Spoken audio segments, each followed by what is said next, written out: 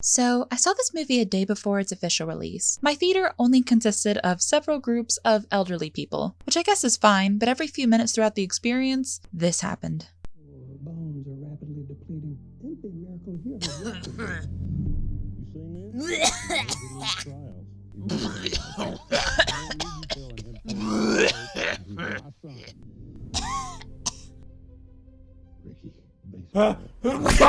Bless you. Thank you, dearie. You're welcome.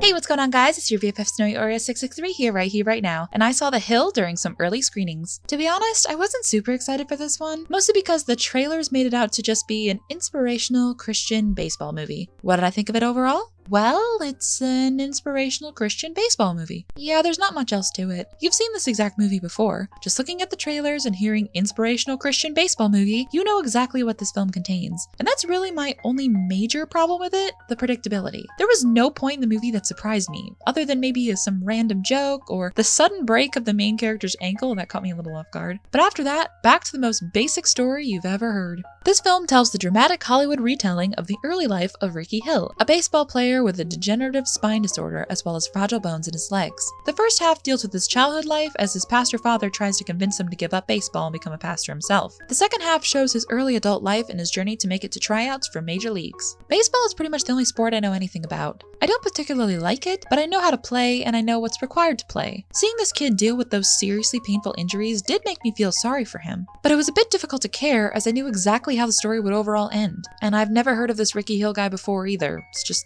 that predictable. Ricky wants to play, but his legs hurt. He overcomes challenge after challenge to prove his worth, and it all comes down to one game. One game, 2 strikes already there, last chance. I wonder what's gonna happen. Other than the predictability, there was one aspect that sort of made me a bit iffy, and that has to do with the religious angle. I won't hide it, I'm not a religious person myself, but there are some Christian media that I really do admire and love. Things like The Prince of Egypt and The Chronicles of Narnia are masterpieces that share a Christian message, but don't go too overboard with it to the point that it feels like there isn't much left for people who don't share the same faith. In this film, particularly the first half, the message did feel a bit too hammered in. The pastor father is obsessed with God's plan, saying that Ricky being given broken legs is a sign from above saying that he shouldn't play baseball and deserves to be a pastor instead. He even threatens to beat one of his kids to get the point across. Anyways, I was so relieved as to the way it was dealt with in the end. I won't say much because of spoilers, but I do appreciate the deviation they took with this, despite it being a bit cliche. One last thing, I thought the ending was very abrupt. I won't consider this spoilers purely because this is all factual about the person's life. So at the end of the film where everything's all happy, they show some photos of the real person this movie's based on. Ricky Hill played baseball with his team for 4 whole years.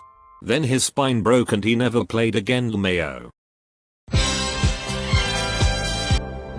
What the fuck? Yeah, the abruptness of this did catch me off guard, and I think that's one major oversight in the film. Maybe showing that as a final nail in the coffin for him would have been interesting to see, rather than just throwing it in at the end. I guess I should say some good stuff. I really like the color palette this film went with. The cinematography was nice, and I did enjoy some elements here and there. The one character I loved to pieces was the owner of the auto shop who helped Ricky throughout his life. He was hilarious and a really fun person, despite being a bit too calm and unbothered when Ricky shatters his car windshield while practicing baseball. I also really liked the grandma character, and I did feel some genuine emotion when she died. Don't act like that's a spoiler, it's pretty obvious how her character is written.